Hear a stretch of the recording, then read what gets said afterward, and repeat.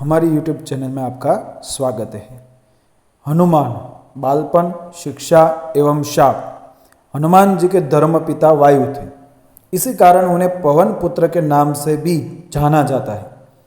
बचपन से ही दिव्य होने के साथ साथ उनके अंदर असीमित शक्तियों का भंडार था।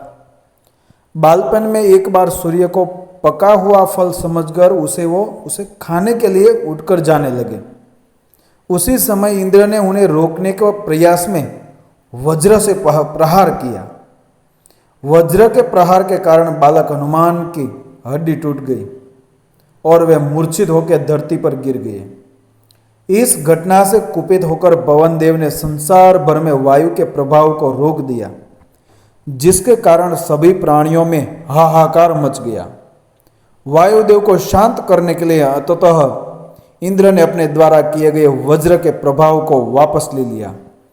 साथ ही साथ अन्य देवताओं ने बालक हनुमान को कई वरदान भी दिए। यद्यपि वज्र के प्रभाव ने हनुमान की हड्डी पे कभी ना मिटने वाला चिन्ह छोड़ दिया।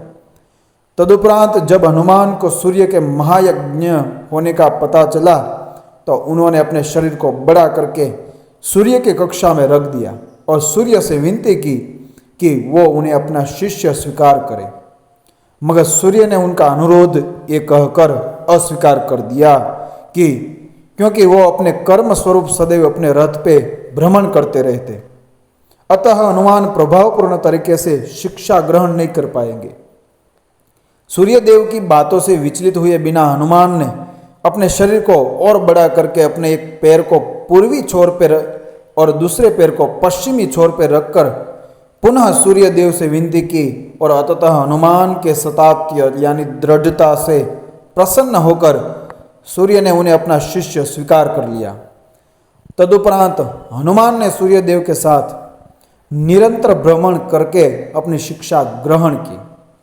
शिक्षा पूर्ण होने के उपरांत हनुमान ने सूर्य देव से गुरु दक्षिणा लेने के लिए आग्रह किया, परंतु सूर्य देव ने ये कहकर मना कर दिया कि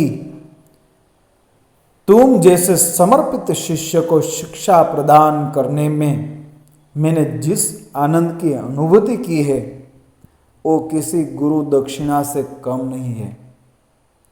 परंतु हनुमान के पुनः आग्रह करने पर सूर्यदेव ने गुरु दक्षिणा स्वरूप हनुमान को सुग्रीव यानी धर्मपुत्र सूर्य की सहायता करने की आज्ञा दे दी।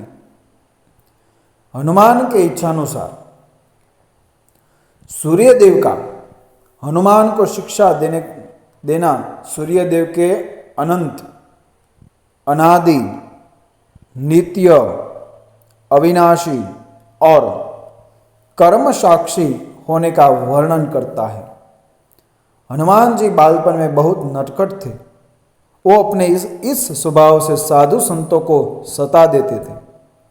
बहुधा वो उनकी पूजा सामग्री और आदि कई वस्तुओं को छीन झपट लेते थे। उनके इस नटखट स्वभाव से रुष्ट होकर साधुओं ने उन्हें अपनी शक्तियों को भूल जाने का एक लघु शाप दे दिया। इस शाप के प्रभाव से हनुमान अपनी सब शक्तियों को अस्थायी रूप से भूल जाते थे और पुनः किसी अन्य के स्मरण कराने पर ही उन्हें अपनी असीमित शक्तियों का स्मरण होता था। ऐसा माना जाता है कि अगर हनुमान शाप रहित होते तो रामायण में राम रावण युद्ध का स्वरूप पृथक यानी भिन्न न्यारा ही होता। कदाचित वो स्वयं ही रावण सहित संपूर्ण लंका को समाप्त कर देते हैं। सब सुख लहे तुम्हारी सरना, तुम रक्षक काहू को डरना। कहानी अच्छी लगी सब्सक्राइब करें, फॉलो करें, शेयर करें। जय हिंद, जय भारत, जय बजरंग बली।